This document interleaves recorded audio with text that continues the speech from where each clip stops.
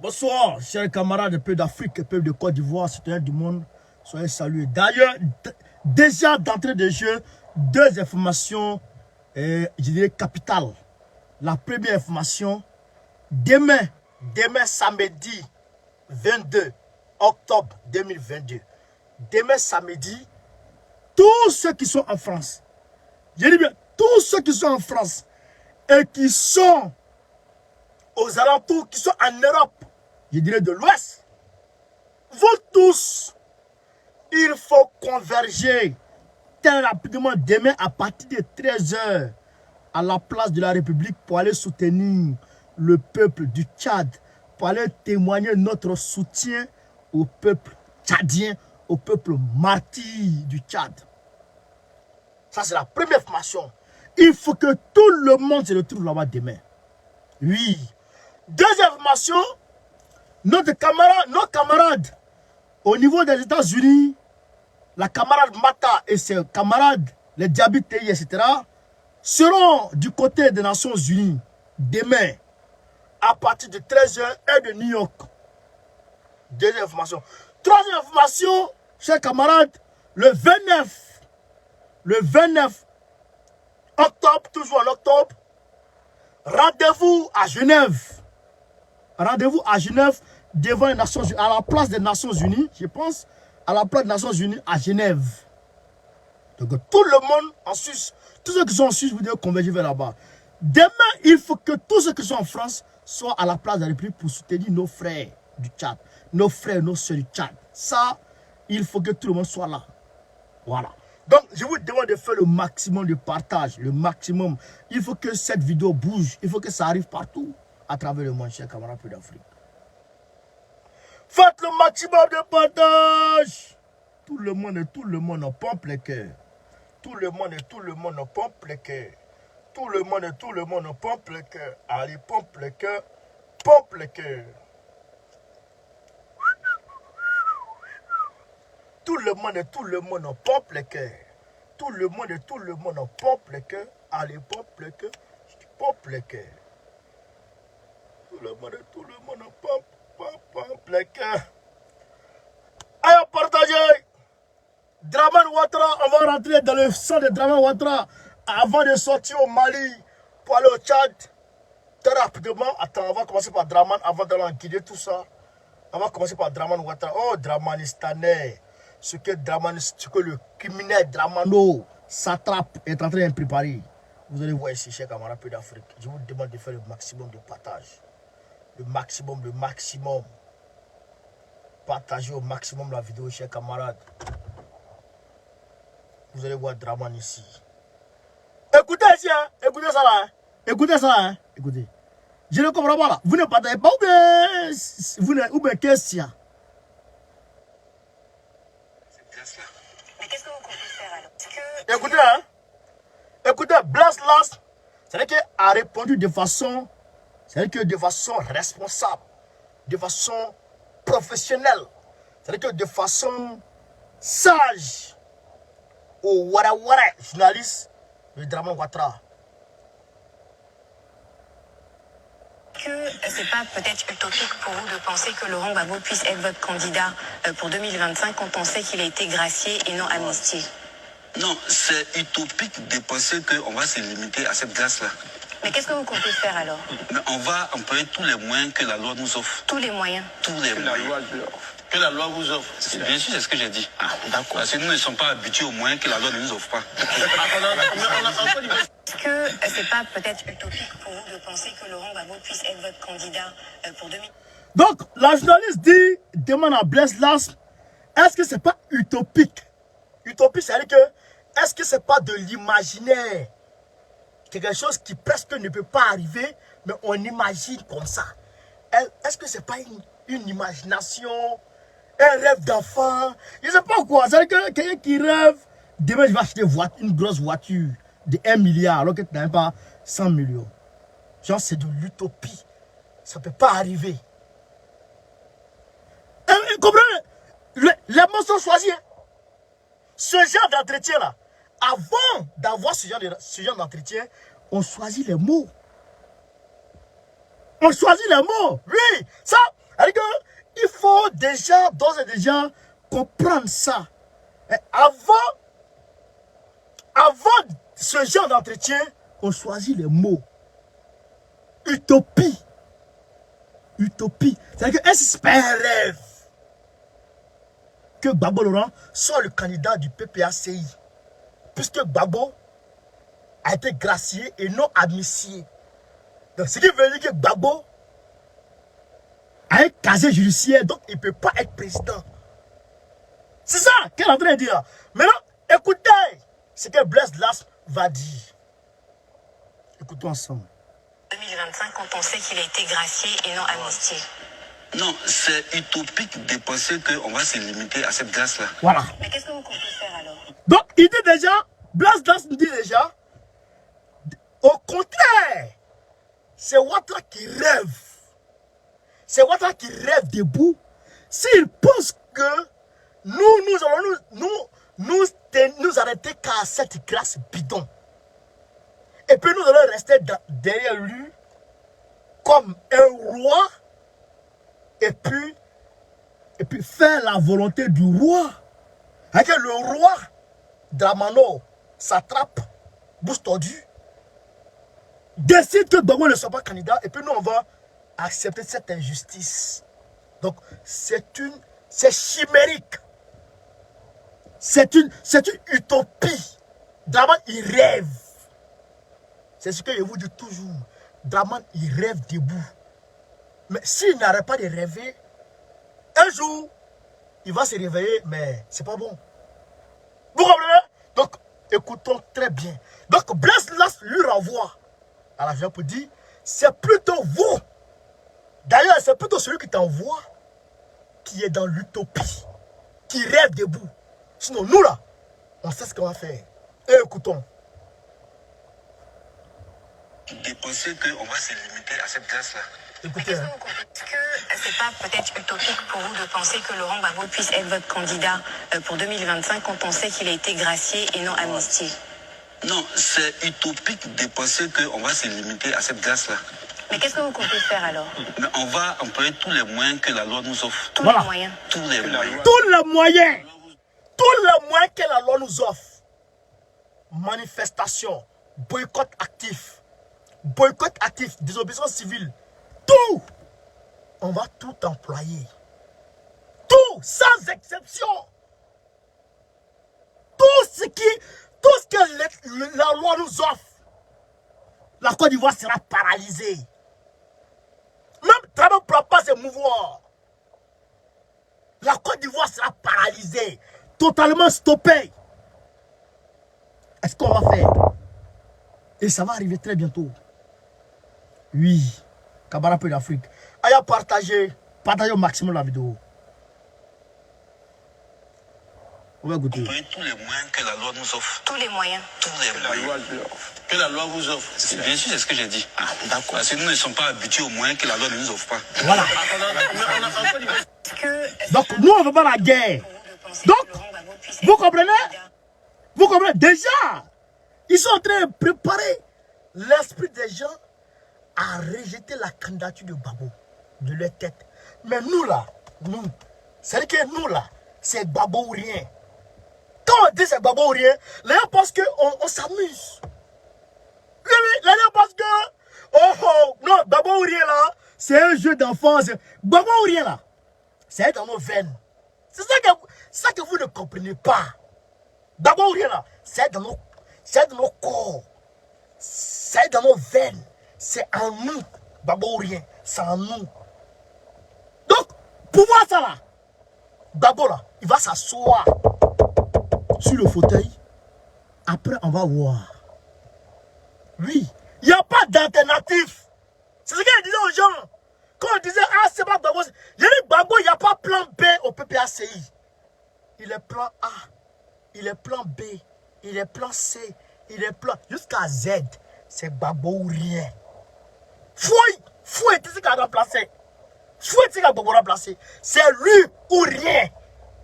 Et nous là, nous on va se donner tous les moyens pour qu'il soit notre candidat. Aïe, aïe, camarades, faites le maximum de partage. Je ne vous sens pas. Faites le maximum de partage. Si vous voulez pas partager aussi, bon, on arrête le direct. C'est ça. Donc, je vous demande de faire le maximum de partage.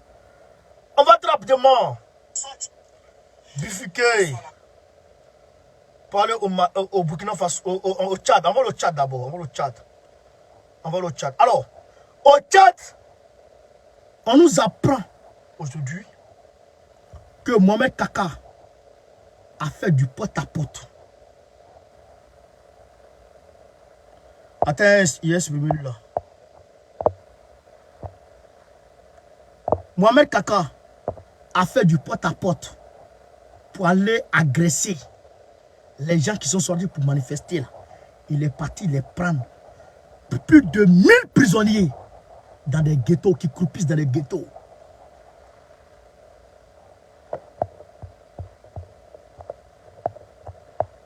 Plus de 1000 prisonniers qui croupissent dans des ghettos. Dans des ghettos. Ils souffrent. Ils souffrent. Ils sont les pires silencieux. Ils ne mangent pas. Plus de des milliers de personnes qui sont dans les ghettos au Tchad aujourd'hui. Que Mohamed Kaka a attrapé pour les mettre en prison. Camarade pays d'Afrique. Voilà les dernières nouvelles du Tchad. Mais est-ce que la mobilisation est finie au Tchad? Non. On enterre nos corps et puis on se prépare pour la lutte. On se prépare pour la lutte. La semaine prochaine, on est sur le terrain encore au Tchad. Dabi, tu vas tomber. Tu vas tomber, que tu le veux ou non. Tu vas tomber. Et quand tu tombes, on va te trimballer. On va te trimballer jusqu'à la CPI. On va te trimballer jusqu'à la CPI. Tu vas aller finir ta vie de misère. Ta vie de cabri. Ta vie de mendiant. Tu vas terminer ça en prison. Tu vas croire à ce qui s'est passé. Tu vas croire à ce qui s'est passé. Nino, ton mendiant. Camarade pays d'Afrique, Nana Akufo-Addo a parlé concernant le Mali. Qu'est-ce que Nana Akufo-Addo dit, camarade? Concernant les 46 mercenaires de Dramane Ouattara, les 46 mercenaires, les 49 mercenaires que Dramane Ouattara a envoyés au Mali pour aller casser le Mali, pour aller prêter main forte aux terroristes. Voilà, pour aller prêter main forte aux terroristes. Voilà. Donc ces 46 mercenaires, Assimi a laissé 3 d'entre eux à titre humanitaire. Maintenant, les 46 maintenant qui sont restés là. Donc, Akufo-Addo a parlé. Donc, il n'a pas pu parler quand il a été envoyé au Mali. Quand il est parti au Mali, là, il n'a pas pu faire une conférence de presse pour dire ce pourquoi il est venu au Mali. Il n'a même pas pu brancher. Il est rentré au Ghana, il allait s'asseoir, il a réfléchi. Et puis, Dramane Ouattara l'a appelé pour qu'il fasse un communiqué. Parce que nous, sur la toile, on dit il n'y a pas eu de communiqué. Donc, il a fait ce communiqué bidon. Mais on va décortiquer ça, chers camarades. Je vous demande de faire le maximum de partage. Alors, il dit ici, je ne comprends pas pourquoi les autorités maliennes continuent de retenir les soldats en question. Alors qu'il a été établi qu'ils n'étaient pas des mercenaires. Qui a dit, qui a établi qu'ils n'étaient pas des mercenaires? Akufo-Addo, Tataï, André Bon Peto là. Qui a dit que les 46 mercenaires n'étaient pas des mercenaires? Qui a établi ça? Qui a établi ça sur la base de preuves? Personne. Jusqu'à présent, personne n'a pu faire ça. Mais Akufo-Addo nous emmerde. Akufo-Addo nous emmerde. Vous comprenez? On va continuer avec Akufo-Addo. C'est-à-dire que l'ONU même a dit, selon Abdoulaye Diop a détaillé ça aux Nations Unies. Il dit, l'ONU même, par appel, a confirmé qu'il n'avait aucun lien avec les 49 mercenaires de Dramane Ouattara. L'ONU a dit ça. On n'a aucun lien avec ces 49 mercenaires-là. Nous, on n'a pas de lien avec eux. À cause de ça, Nana Akufo-Addo continue. Il y a eu des erreurs bureaucratiques dans les documents qui les ont amenés là-bas. Les erreurs bureaucratiques ça c'est faux. Il n'y a pas eu d'erreur bureaucratique. Il n'y a même pas eu de procédure bureaucratique pour dire qu'il y aurait erreur. Deuxième éclaircissement. Il n'y a même pas eu procédure bureaucratique pour dire qu'il y a eu erreur bureaucratique. Il n'y a pas eu. Il n'y a rien eu. Donc, de là, erreur de la part de Akufo-Addo. Calme-toi. Dans les documents qui les ont amenés là-bas, suffisamment de temps s'est maintenant écoulé. Il faut les relâcher. On ne les relâche pas. Toi, t'as fait quoi? On ne les relâche pas. Toi, t'as fait quoi? Qu'est-ce que l'agent de pouvoir à Bamako peut bien avoir à gagner dans cette affaire? Je ne sais pas. La Côte d'Ivoire est le pays le plus important des voisins du Mali. C'est Akufo-Addo qui dit ça. Hein? Il y a 3 millions de Maliens qui vivent en Côte d'Ivoire. Et puis quoi? On continue. Hein? La Côte d'Ivoire est une source d'approvisionnement pour le Mali. Elle est un important fournisseur d'énergie et d'électricité pour le Mali. Ça, on est d'accord. Un nombre de denrées alimentaires transitent par son territoire. J'aurais pensé qu'un voisin comme lui est plutôt de ceux que l'on côtoie et avec lequel on peut être amis. Ça, c'est Nana Akufo-Addo qui dit ça. Mais ce que j'aimerais ici poser comme question à Nana Akufo-Addo, tu as dit la Côte d'Ivoire est un voisin du Mali. La Côte d'Ivoire, beaucoup de denrées alimentaires du Mali transitent par la Côte d'Ivoire. La Côte d'Ivoire fournit de l'électricité en moyennant l'argent, parce qu'on ne donne pas gratuitement au Mali. Donc la Côte d'Ivoire fait ceci, fait cela. Tu dis la Côte d'Ivoire. Tu dis la Côte d'Ivoire. Mais tu n'as pas dit Sendou. C'est ça le problème. Nana Akufo-Addo, il a dit la Côte d'Ivoire est un voisin du Mali. Il y a 3 millions de Maliens qui vivent en Côte d'Ivoire. Mais ce n'est pas Sendou. Dramane, il y a Burkinabé. Dramane là, il n'est pas ivoirien. La Côte d'Ivoire, c'est pour nous. Est-ce que nous, les Ivoiriens, on a un problème avec le Mali? Non. Nous, Ivoiriens, nous n'avons pas de problème avec le Mali. C'est Dramane Ouattara qui, dans son obéissance, dans sa soumission maladive, dans sa soumission moutonnière à Macron, s'est retrouvé coincé dans cette histoire de mercenariat. Sinon, nous, Ivoiriens, nous n'avons pas de problème avec le Mali. C'est ça qui est la vérité. Dramane, c'est un bouki. Il faut qu'on dise ça. Et c'est pas les Karasis mercenaires là. S'ils venaient de Sendou, nous on s'en fout de ça. On s'en fout de ça. Dramane là, c'est pas pour la Côte d'Ivoire. La Côte d'Ivoire, c'est pour nous. C'est pour nos aïeux. Jamais avant Dramane, il y a eu des présidents. Avant Dramane, il y a eu des présidents. Mais pourquoi tous ces présidents ne peuvent avoir des mercenaires au Mali? C'est Dramane qui envoie des mercenaires au Mali. Pourquoi? Donc, Dramane Ouattara, il n'a qu'à se démerder pour quitter de ce boubier. Nous, Ivoiriens, on n'a pas de problème avec ça. Nous, Ivoiriens, nous n'avons pas de problème avec les Maliens. C'est ça qui est la vérité. Donc, entre nous et puis le Mali, là, il n'y a rien. C'est entre Dramane et puis le Mali, il y a problème. C'est ça qui est la vérité. Il faut établir les choses dans leur contexte. Non, comment c'est ça qui est la vérité. Donc, il ne faut pas nous emmerder ici. Il ne faut pas nous emmerder. Tu vas dire quoi ça? Je vois des gens. Oh, Dramane Ouattara a construit route. Il a fait ceci. C'est que pour eux là, des villageois qui étaient en brousse, qui étaient au village, qui ne voyageaient jamais.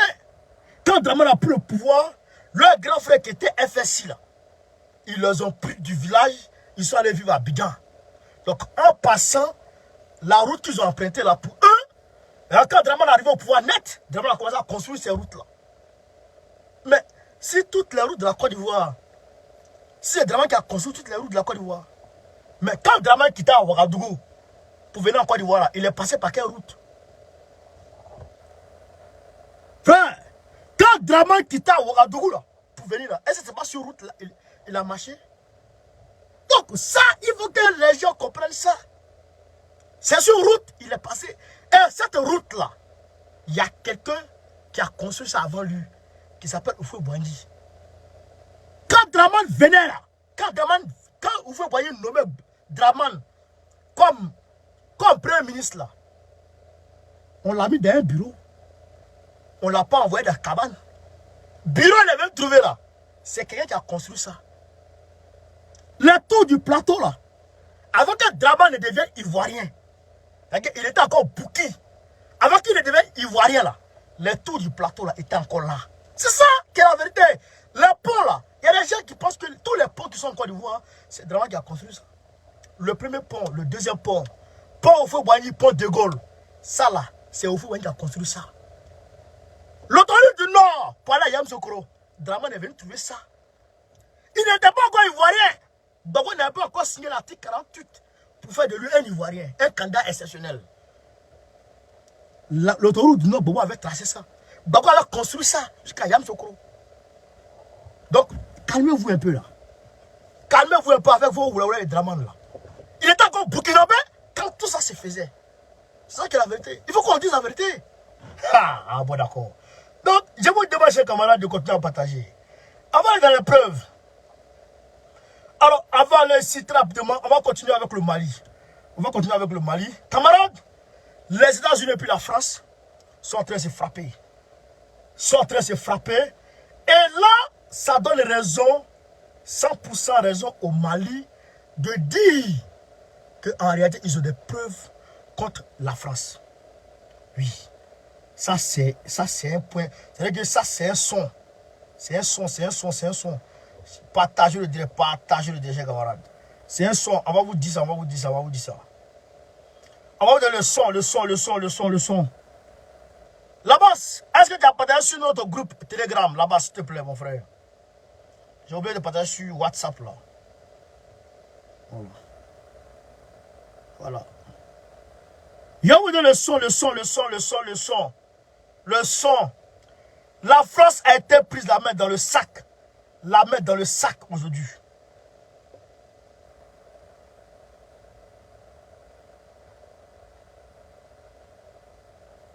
La France a été prise la main dans le sac. Chers camarades, on va écouter ça ensemble. Faites le maximum de partage. Tout le monde et tout le monde en pompe le cœur. Tout le monde et tout le monde en pompe le cœur. Écoutons ici. Écoutons ici. Écoutons ici. Écoutons, écoutons, écoutons, écoutons. À la main. À la main. Aux États-Unis, le cimentier français Lafarge va passer à la caisse amende record pour échapper à des poursuites pénales. La somme est astronomique, écoutez bien, 778 millions de dollars. On va retrouver Camille Gutin à Washington. En fait, Lafarge, Camille, est accusé d'avoir aidé des organisations terroristes en Syrie pour pouvoir continuer à travailler. Oui, c'est une amende. Écoutez, hein? Écoutez très bien. Hein? Écoutez, écoutez. Hein? Vous allez comprendre. C'est les États-Unis qui sont en train de taper la France. Hein? C'est les États-Unis qui sont en train de taper la France. Écoutez. Encore l'une des plus importantes jamais payées par une compagnie privée pour avoir aidé des organisations terroristes. Le cimentier Lafarge a été condamné par la justice américaine à verser 790 millions d'euros de pénalité. Ce qui est reproché à l'entreprise, c'est d'avoir versé de l'argent entre 2013 et 2014 en Syrie à des groupes terroristes comme l'État islamique pour continuer à faire fonctionner normalement son usine de ciment. Alors certes, le groupe Lafarge a dit regretter ses actes, mais je peux vous dire qu'ici, aux États-Unis, la décision a été plus qu'applaudie puisque pendant que cimentier Lafarge versait cet argent à des groupes terroristes, plusieurs Américains ont été enlevés sur le sol syrien. Certains ont été torturés, exécutés, d'autres décapités. Vous vous souvenez sûrement de James Foley. Et puis les poursuites ne devraient pas s'arrêter ici puisqu'en France, le cimentier Lafarge est également inculpé de complicité de crimes contre l'humanité. Camarades, On va aller mollo, hein. On va.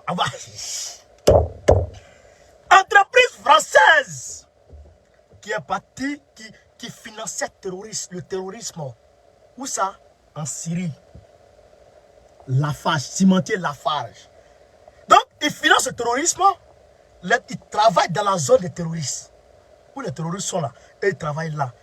Et ils financent les terroristes pour ne pas payer d'impôts. Pour fonctionner en toute aisance dans le pays des gens. Écoutez, hein.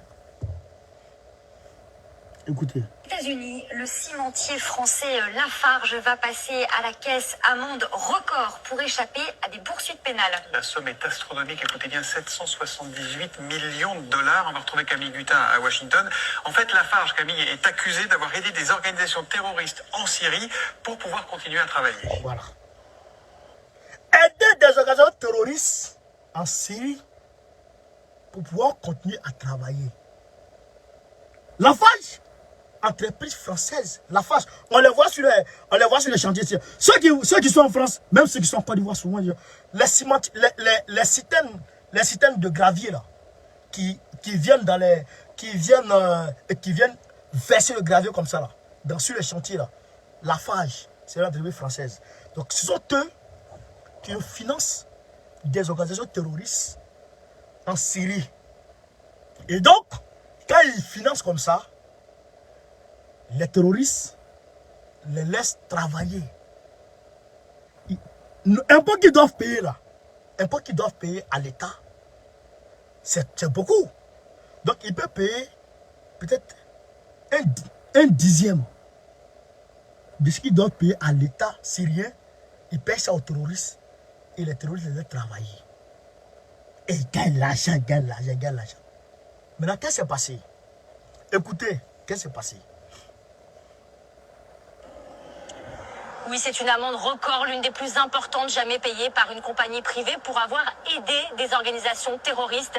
Le cimentier Lafarge a été condamné par la justice américaine à verser 790 millions d'euros de pénalité, ce qui... Donc, 778 millions d'euros, c'est là qui est le vrai chiffre. 778 millions d'euros. Les Américains ont condamné cette entreprise française. Macron n'a pas pu sauver l'entreprise. Ouais. Oh, regardez, les Américains ont frappé sur eux. Ils n'ont pas pu sauver l'entreprise. Donc, 770 millions d'euros. C'était un record d'amende. Les gens ont mis ça sur eux. Maintenant, écoutez ce qui s'est passé derrière. Reproché à l'entreprise, c'est d'avoir versé de l'argent entre 2013 et 2014 en Syrie à des groupes terroristes comme l'État islamique pour continuer à faire fonctionner normalement. L'État islamique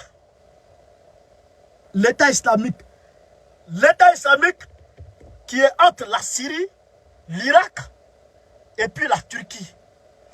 D'ailleurs, le nouveau président de l'Irak a demandé aux Américains de quitter l'Irak. Parce qu'ils aident eux-mêmes les terroristes aussi. Donc, cet État islamique-là, c'est lui qui s'est déporté au Sahel. Comme on dit, l'EIGS.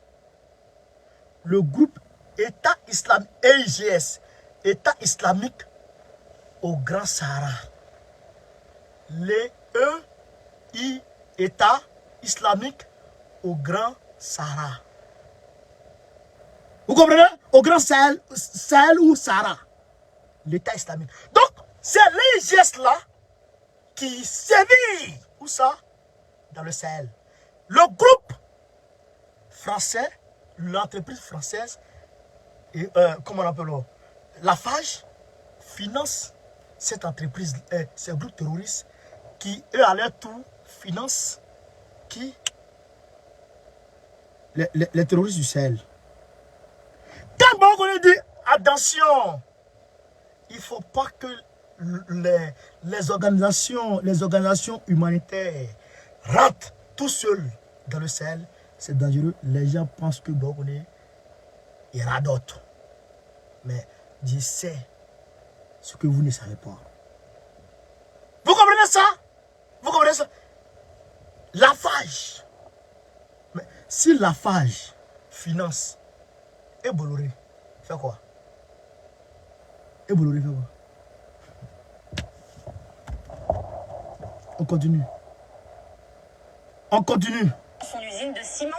Alors certes, le groupe Lafarge a dit regretter ces actes, mais je peux vous dire qu'ici, aux États-Unis, la décision a été plus qu'applaudie, puisque pendant que cimentier Lafarge versait cet argent à des groupes terroristes, plusieurs Américains ont été enlevés sur le sol syrien. Certains ont été torturés, exécutés, d'autres décapités. Vous vous souvenez sûrement de James Foley.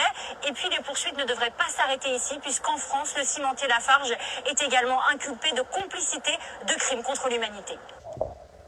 États-Unis, le cimentier français. Donc, vous avez compris? Vous avez compris? Si vous voyez que les Américains ont tapé sur eux, si vous voyez que les Américains ont tapé sur eux, parce que il y a des Américains qui ont été enlevés en Syrie, d'autres ont été décapités, d'autres ont été torturés, d'autres ont été... Donc les Américains ont allumé Lafarge. Et ils ont demandé à la France d'attaquer Lafarge ici encore. Ces entreprises. Donc aujourd'hui, chers camarades, quand Ablaye Maïga et le Mali disent nous avons des preuves contre la France, quant à la fourniture d'armes aux terroristes, c'est 100% vrai. 100% vrai. Vous comprenez? C'est 100% vrai. C'est de ça qu'il s'agit. Donc, voilà pour dire qu'en réalité, le Mali n'a pas tort et le Mali a raison. Et donc, nous demandons à Macron, allons, on va se trouver aux Nations Unies. Si le Mali a des preuves, ou si le Mali n'a pas des preuves, on va voir. Ou bien, allons, ok, calmez-vous. Cameroun en Afrique, on va adhérer au Burkina Faso très rapidement. C'est quoi ça? C'est quoi ça? Oh, je vais faire ça.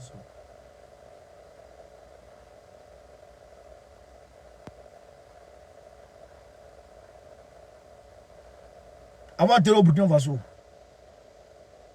camarade, très rapidement. Je vous demande de faire le maximum de partage, Alors, le capitaine Ibrahim Traoré a prêté serment aujourd'hui. Il a même nommé son premier ministre. Voilà, il a même nommé son premier ministre. Et donc, les choses avancent. Les choses avancent. Voilà. Les choses avancent. Mais, regardez. Regardez à Djibo, qu'est-ce qui se passe? Djibo, la situation actuelle de Djibo ne se raconte pas, elle se vit. Quelqu'un parlait de nivellement par le bas, oui, en grandeur nature. Le pauvre ou le millionnaire dans le ventre vide à Djibo. Qui a mis les étoiles là? Espoir quoi Dieu, merci pour les étoiles mon frère. Le pauvre et le millionnaire dans le ventre vide. Dans le ventre vide. Un parcours la ville à pied ou à vélo pour chercher un grain de céréales pour ramener à la maison. Les feuilles du cassia, Torah, sans huile, sans céréales, sans huile, sans céréales, c'est ce que certains ont appelé feuilles d'arbre. Les feuilles d'arbre. C'est ça qu'ils mangent. Feuilles d'arbre. Ils mangent ça là-bas, à Djibo actuellement. Ces feuilles ne se trouvaient que dans certains endroits aux alentours de la mare ou dans la cour de certains services et avec la fin des pluies.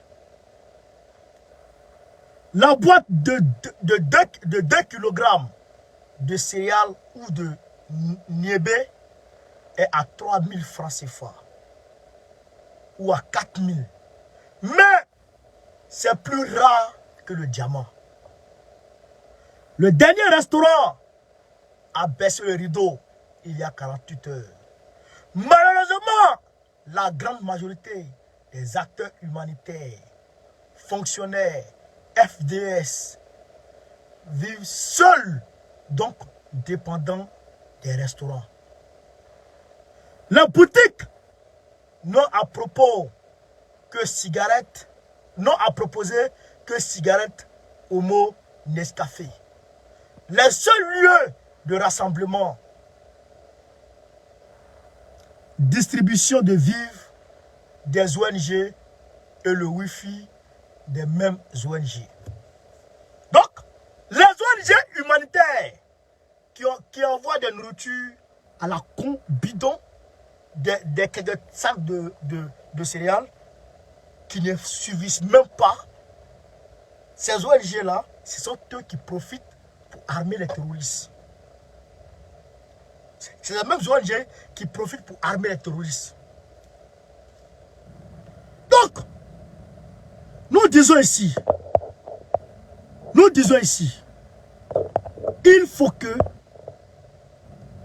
les vivres qui ont été collectés par l'ONG Sauvons Djibo doivent être acheminés à Djibo en toute urgence.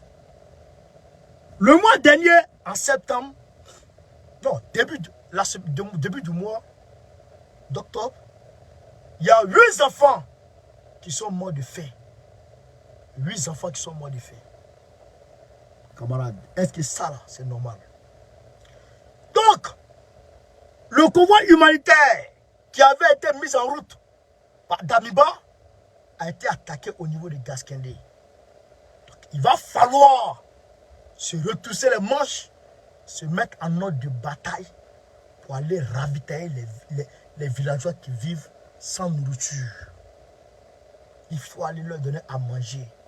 Il faut charger des conteneurs, et puis escorter avec des hélicos, des chars, etc.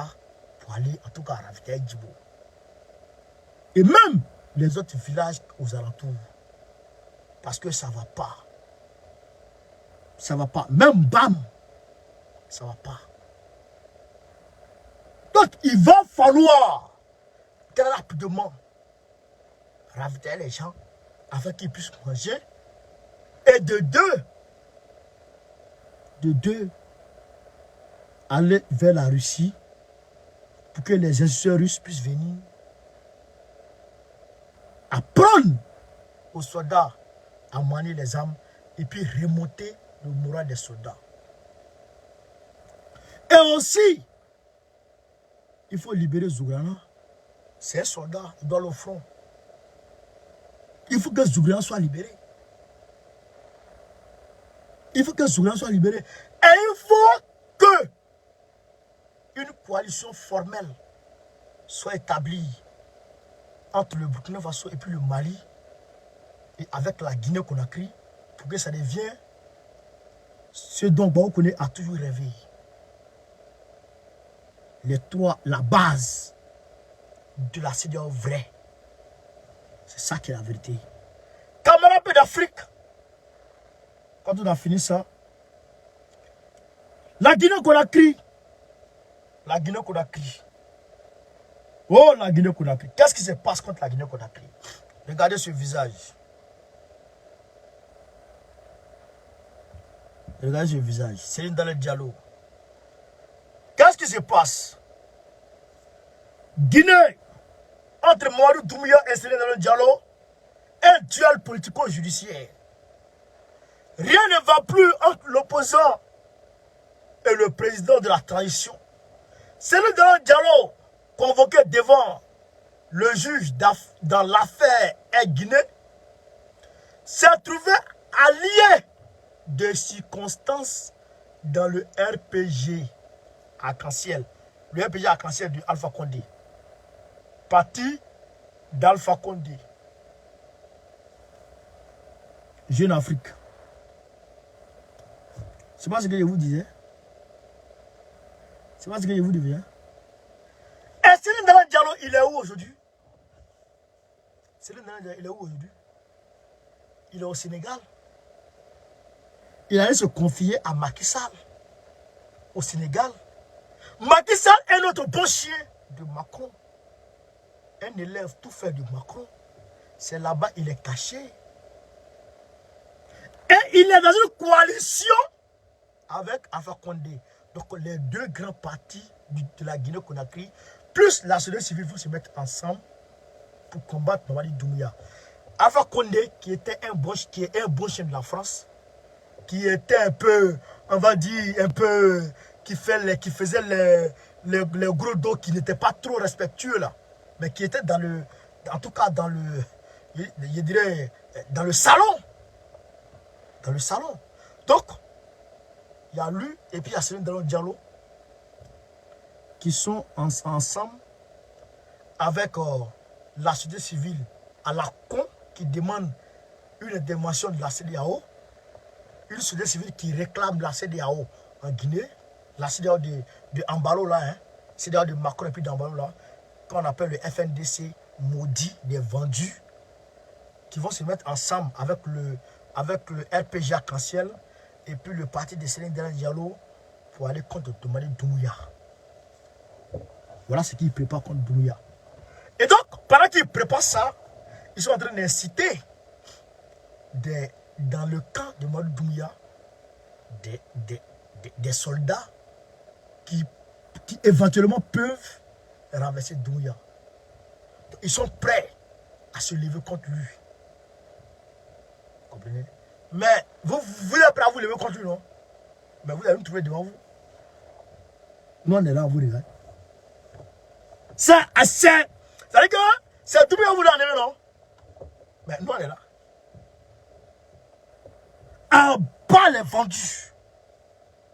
À bas les vendus de l'Afrique. À bas Alpha Condé. À bas Céline Dalan Diallo. À bas le FNDC. À bas le FNDC. À bas la société civile vendue. À bas la société civile ventriculaire. À bas les criminels. À bas les supports de Satan. Vous allez trouver devant vous ici. On est là, vous regardez. Et donc, Jeune Afrique dit, Mamadi Doumbouya a payé des gens. Écoutez, hein, depuis sa prise de pouvoir, en septembre 2021, en Guinée, le colonel Mamadi Doumbouya a mis sur place une équipe de communication resserrée. Ils disent que Mamadi Doumbouya a mis sur place une équipe de communication resserrée. Mobilisé pour redorer son blason et celui de la transition guinéenne. C'est quel blason qui était délabré qu'on doit redorer? Mamadi Doumbouya, il vous a fait quoi? C'est ça, moi je ne comprends pas. Il vous a fait quoi? Il vous a rien fait. Il vous a rien fait. Mais vous êtes contre lui parce qu'il dit qu'il ne veut pas se soumettre à la France. C'est ça. C'est ça, c'est pour ça. Vous êtes contre lui. Mais vous allez rester contre lui. Et nous, on va avancer. Nous, on va avancer. C'est ça qui est la vérité. Camarades peu d'Afrique, je vous demande de faire le maximum de partage. Le maximum de partage.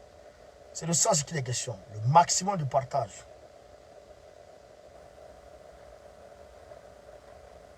Donc, voilà, entre autres, camarades, exposer le direct de ce soir. Voilà, entre autres, exposer le direct de ce soir. Donc, je vous demande, je réitère encore, tout le monde, demain, à partir de 13 h, à la place de la République. À partir de 13h00, tout le monde, place de la République.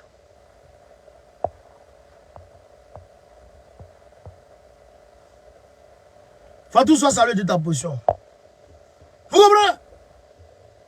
Vous comprenez, chers camarades? Demain, tout le monde, place de la République, on va aller soutenir le Tchad. On va aller soutenir le Tchad. Et faire des messages, inonder les réseaux sociaux. inonder les réseaux sociaux.